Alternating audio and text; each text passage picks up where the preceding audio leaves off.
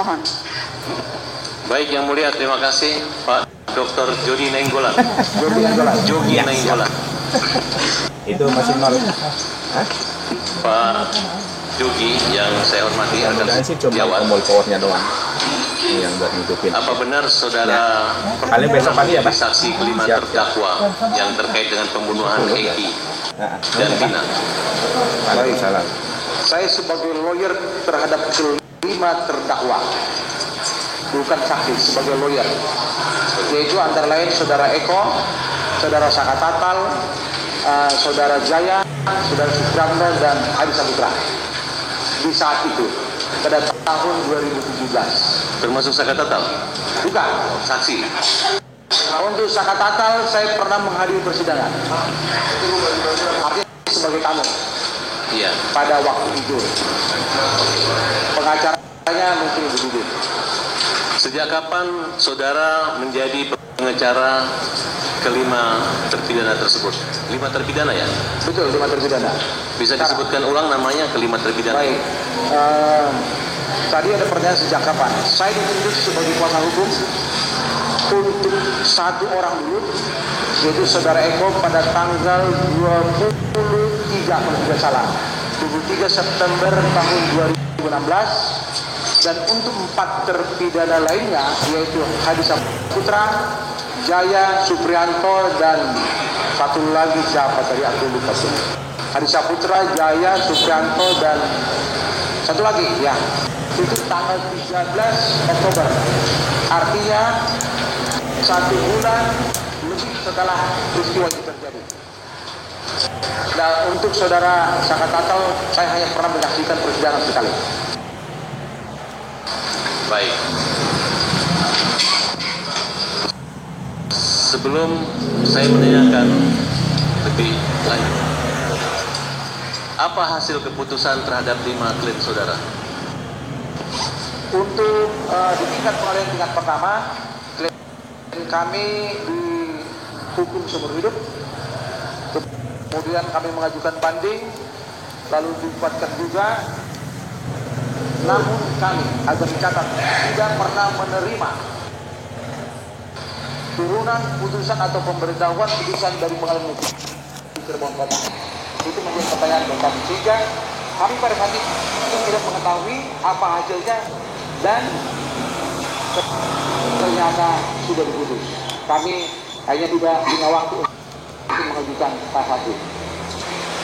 Artinya kelima terdakwa yang narapidana yang saudara dampingi pernah melakukan upaya hukum banding. Betul. Apa hasil putusan banding? Semua putusan daripada pengadilan tingkat pertama. Nah, kemudian apakah dilanjutkan dengan pengajuan kasasi? Tidak. Tidak, karena kami tidak pernah mendapatkan relasi pemberitahuan dari pengadilan Cirebon Kota. Itu menjadi pertanyaan besar. Ada apa? Padahal alamat kami secara jelas tertera dalam surat kuasa kantor saya di Jalan Soekarno-Hatta, Kota Bandung, Ruko nomor 15. Sejak kapan saudara mengetahui bahwa putusan itu ditolak? Kami ada koordinasi dengan para pengacara lain seperti Bu Titi, kan pengacara daripada Saka Tatal dan Sudirman. Terus Ibu Wit, pengacara daripada Saudara Rivaldi. Nah, setelah mereka menerima putusan,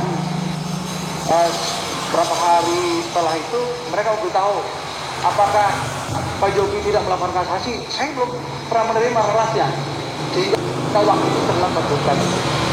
Apa tanggapan dari keluarga maupun terpidana ini begitu mengetahui bahwa upaya untuk melakukan kasasi itu tidak ada?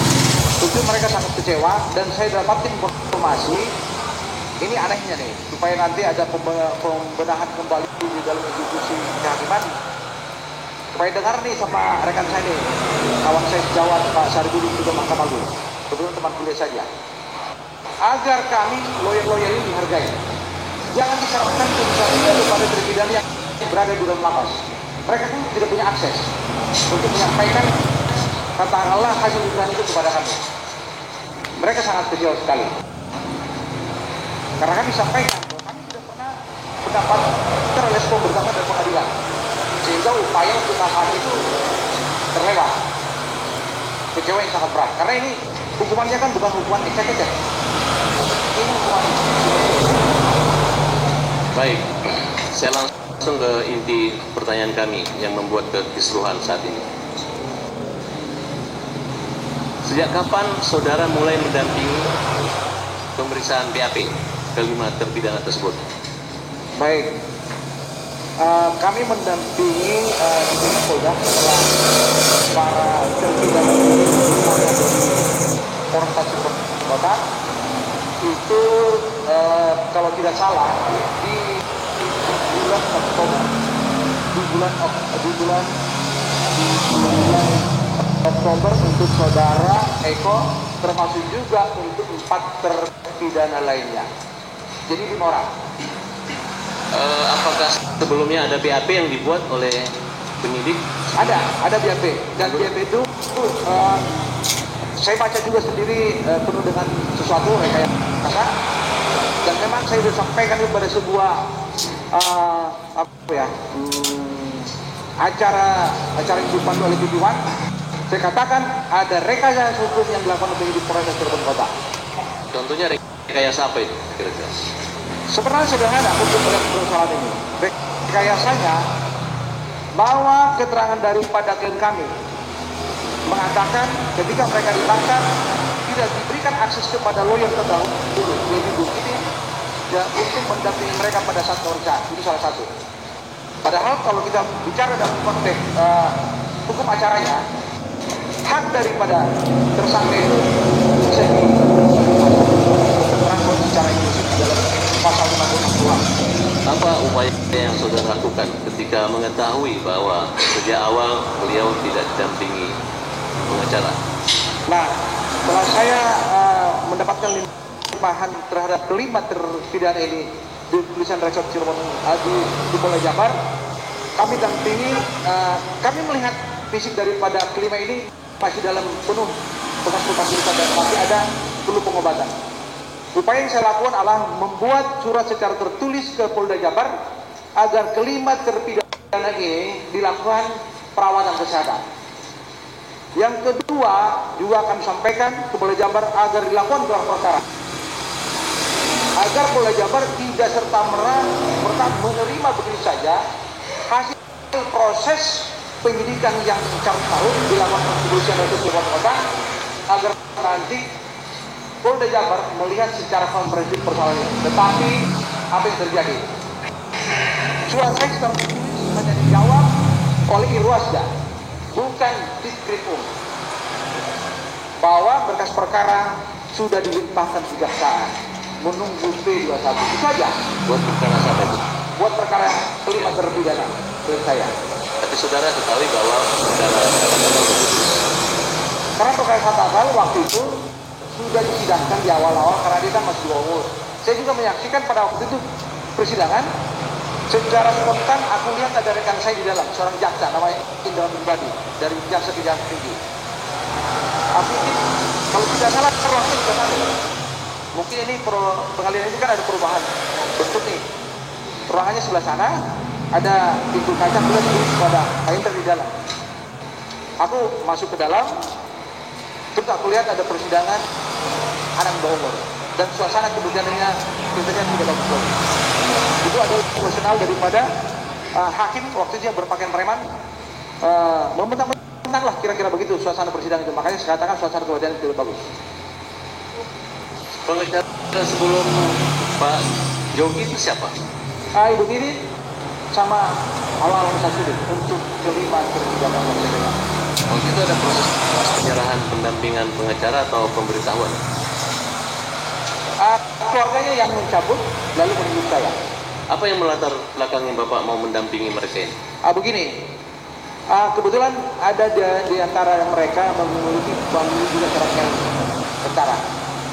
Jadi keluarga ini mengeluh, kami ingin mendapatkan katakanlah akses yang lebih besar lagi karena terpidana ini kan sudah dilimpahkan ke Polda, filosofinya seperti itu. Karena pengacara yang dari Cirebon ini kalau ke Polda kan mungkin jauh, sehingga dia datang ke kantor saya dan sudah kenal sebelumnya, memperkenalkan saya dengan orang tua daripada saudara Eko pertama, yaitu Pak Kosim. Lalu mereka berkata ada keluhan yang sangat fundamental bahwa putranya ditangkap tanpa ada sebab dan dituduh melakukan pembunuhan dan pemerkosaan. Sehingga cerita tersebut membuat saya tertarik. Dan cerita lagi ada keluarga-keluarga yang lain juga yang sangat tinggi ekonominya dan perlu bantuan seorang lawyer yang profesional. Sehingga waktu itu, oke, saya akan pertimbangkan, saya bicara dengan tim saya, kita berangkat ke Cirebon, melihat keadaan daripada rumah mereka. Emang betul apa adanya.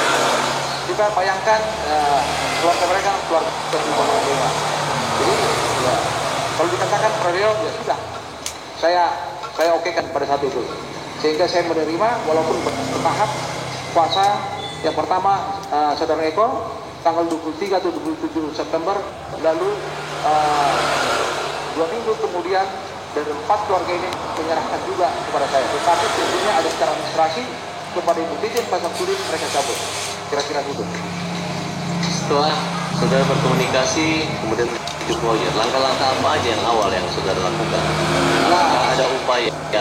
Pertama, tadi saudara katakan bahwa ada mukanya hancur-hancur. Apakah tetap melanjutkan membuat satu laporan ke Propam, atau saudara sudah mengetahui pengacara sebelumnya sudah melaporkan ke Propam atau ke Komnas HAM? Tolong saudara jelaskan kepada kami. Baik, terima kasih. Jadi setelah saya mendapatkan kuasa pertama dari saudara Eko atau orang tuanya pada saat itu, Pak Kosim, saya langsung mengasih ke Polda, menyampaikan keadaan kuasa hukum daripada saudara Eko. Dan mereka datang di Polda, welcome sama saya karena saya juga akan sendiri ke Polda. Jadi mereka sangat baik. Ya. Dan saya minta itu dengan saudara Eko. Dan mereka mengatakan dari layanan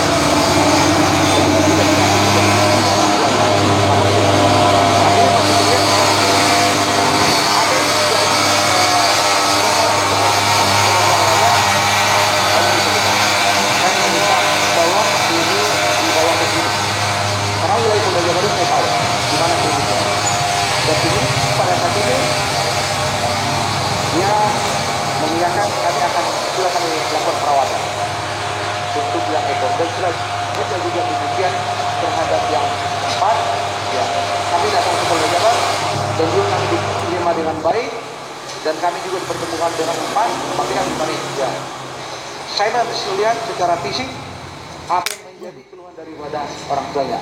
Artinya ada kemungkinan pelanggaran kekerasan hak asasi manusia yang terjadi terhadap 5 klien saudara. Betul, karena mereka juga menceritakan ini kenapa sebabnya. Mereka dipukulin di ruangan narkoba.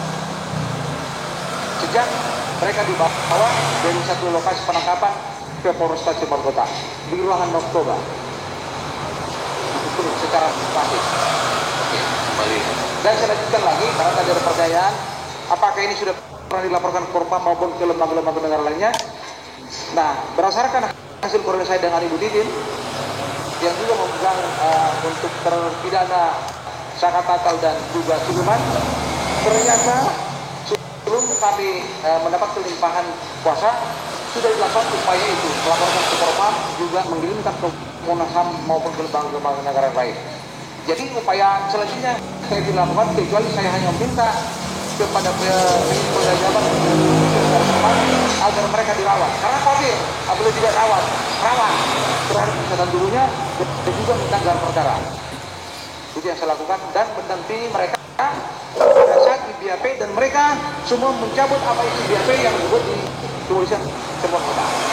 Dicabutnya di mana? Dalam bentuk BAP pada terjadi di Jawa Tengah Jawa. Pada saat pemeriksaan tersebut. Pada saat pemeriksaan tambahan di Polda Jabar. Berarti dari Polda itu sudah ada pencabutan ya? Sudah. Jadi kalau sekarang ada berat luar dong kita sedang mendampingi itu. Oke, baik. Saya kembali lagi ke awal. Sepengetahuan saudara, ada berapa lokus kejadian? Kalau saya yakin hanya satu, Peluang jembatan flyover. Itu aja. Selain itu tidak ada. Jurisdiksinya di mana jembatan tersebut? Kalau mendengarkan cerita, ya, cerita itu bukan di wilayah Cirebon Kota, itu Pak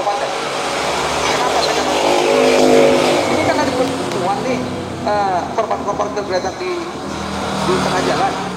Yang datang itu kan dari kepolisian sektor Talun.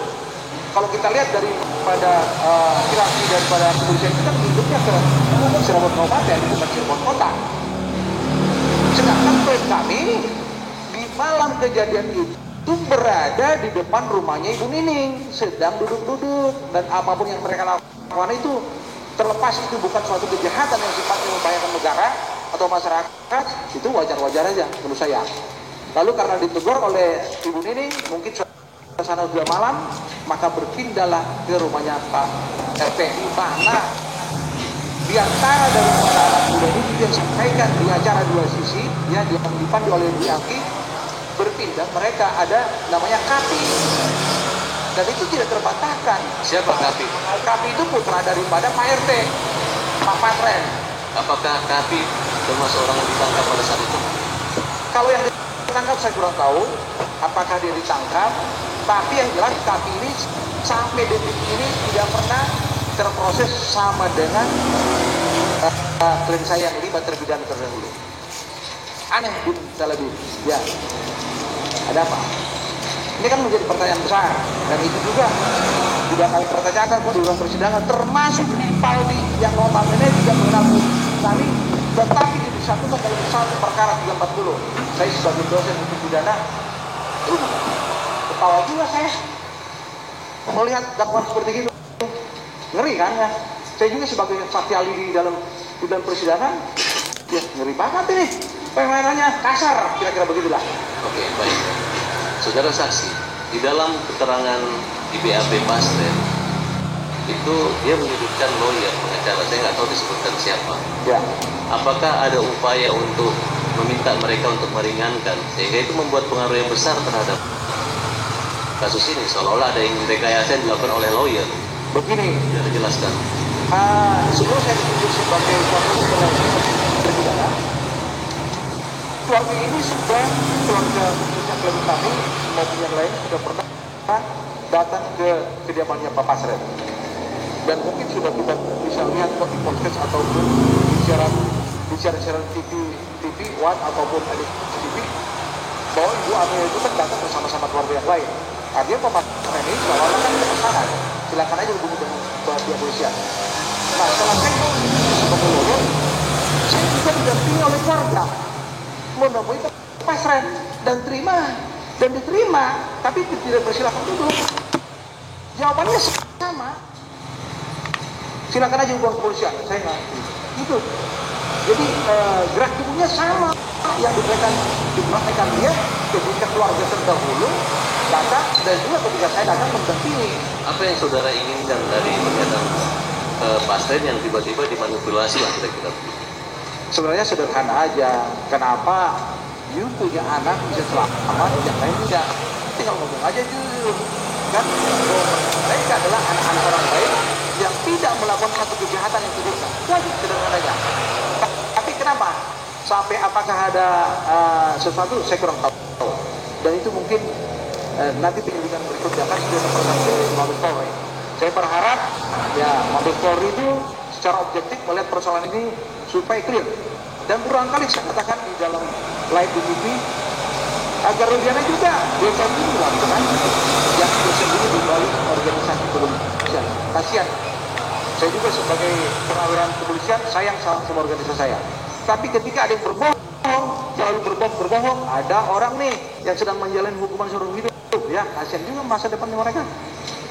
Ya terlepas katakanlah kami sudah menyampaikan belasungkawa pada saat Rudiana hadir di dalam ruang persidangan. Dia kami sampaikan.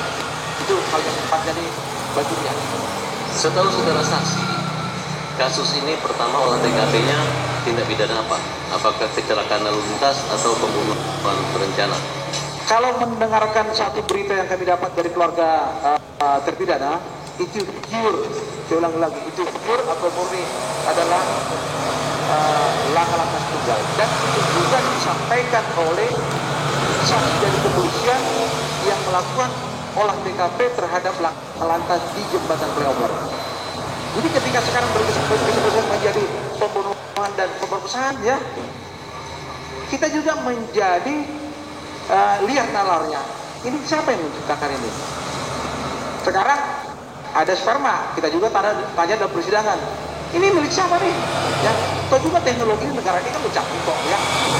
Kalau ada sperma di situ semua daripada dokter forensik dan dokter forensiknya juga sudah dicap dalam persidangan, ini seharusnya kita lanjutin untuk mengetahui DNA milik siapa. Sementara klaim kami berada dalam rumah polisi, kami tidak pernah menolak. Jangan bisa dong, nggak ada. Kami ingin terang benderang persoalan ini dalam konteks hukum pembuktian. Tapi kenapa tidak lakukan? Ada apa? Ini menjadi pertanyaan besar sampai saat ini. Termasuk juga itu yang namanya tadi atau sangkur di dalam dakwaan itu ditusuk. Tapi apabila kita hubungkan kaitkan dengan hasil ya banyak muncul. Dan kita juga bersama-sama Ibu Titin nih, ini di Tuhan nih, ya bajunya digeber-geber, ada nggak tusukan? Nggak ada, ya. Itu sebagaimana mungkin ada tusukan sementara baju sendiri yang dipakai tidak ada lubang. Aneh. Seperti ada di sini menciptakan masalah persoalan baru di luar sebenarnya kenyataannya. Itu aja. Ini sekarang rakyat Indonesia sedang menonton, ya. Supaya kasihan mereka yang 7 terpidana ini, negara harus segera membuat satu keputusan yang final buat mereka. Kasihan juga. Makanya begini saya sampaikan, kalau ini juga saya menambah. Saya juga banyak dibohongin tuh, saksi. Tapi puji syukur mereka sekarang sudah tobat. Seteguh, sudah tobat tuh. Makanya dia membalikkan satu keadaan. Saya bersama dengan orang tua daripada terpidana dalam ruangnya, dibilangkan merekayasa. Tapi berkat daripada Pak Deddy Mulyadi, ya, puji syukur dia ada tobat, nangis tuh. Apa yang disampaikan itu di dalam BAP itu bohong semua. Ya, si Pandu nggak begitu kelakuannya. Dapat bertobat semua. Liga Akbar kan yang katanya melintas di depan SP11 kosong. Ya, udah pada bertobat semua. Saya pernah bilang sama tim saya namanya Monika, lihat, suatu saat kasus ini akan terbongkar. Ini batin saya masih berkecamuk. Karena saya nggak yakin mereka sebagai pelaku bagian daripada tindak pidana pembunuhan dan pemerkosaan. Itu jauh. Gak ada faktanya yang bisa. Kalau kita bicara dalam konteks bukti segitiga kan, di dalam rumus pengolahan TKP nggak ada nyambung. Saya juga sekolah reserse itu 4 kali. Jadi artinya ilmu reserse ada di benak saya. Saya juga pengajar reserse dulu. Dan sekarang sebagai dosen hukum pidana. Dan mengajar mahasiswa saya sekarang di kampus Sekolah Tinggi Hukum Bandung, membuat berkas perkara yang dibuat oleh penyidik. Kejar mereka. Karena saya punya ilmu itu. Apakah termasuk Dede? Coba saudara jelaskan tentang Dede. Dede ini juga sebenarnya yang kami harapkan hari dalam ruang persidangan. Sama air. Tapi apa daya? Baru sekarang terbuka kan motifnya. Ya. Kenapa Dede tidak hadir di persidangan padahal kami sudah minta secara tegas kepada majelis hakim pada saat itu, ya, agar majelis hakim memerintahkan jaksa penuntut untuk memanggil sampai 3 kali, tapi nggak pernah hadir. Tetapi ketika saya tonton mulai dari Pak Deddy itu datang ke tempatnya Pak Deddy Mulyadi kan, dia bercerita tentang apa yang dialami dia, yang dia sebenarnya, dan termasuk juga ketika dia dibawa ke DPN Pradi.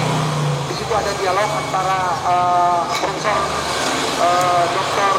Otto Hasibuan dengan saudara Dede, mengatakan secara tegas kok kan saya menerima surat panggilan, ya.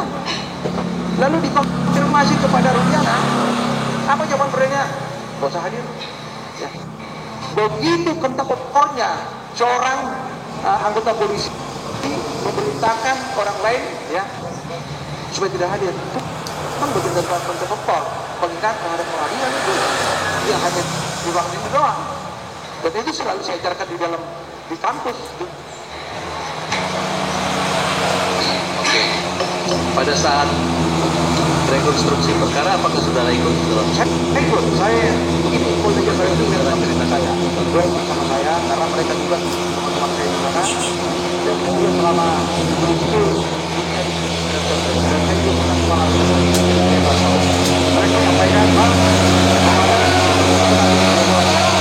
akan termasuk saya bahkan ada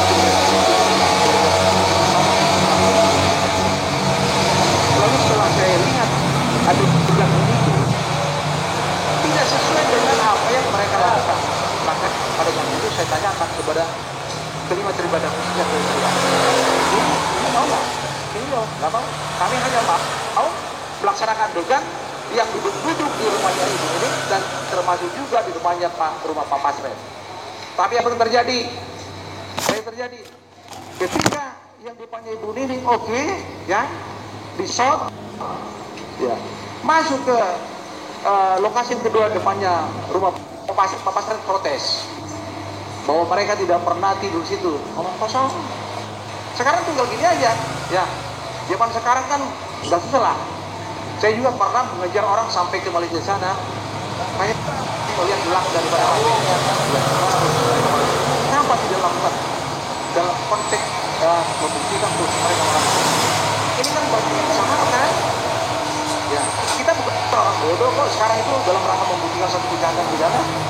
Kita sekarang yang ada di mana ini, ya, mengatakan saya nggak pernah jam segini doang menuju berbuat bohong. Tinggal panggil ahlinya. Mana handphone kirim depan di sana, pasti di sini polisi kita semua. Sederhana, kan? Itu kita bicara dalam persidangan. Tapi apa saya?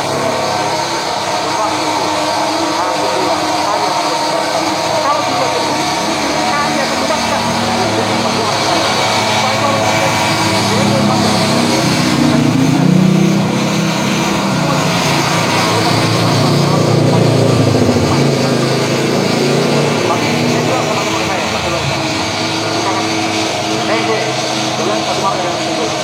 Kalau memang hari ini saya maju itu, ya apa bang? Saya datangin mereka.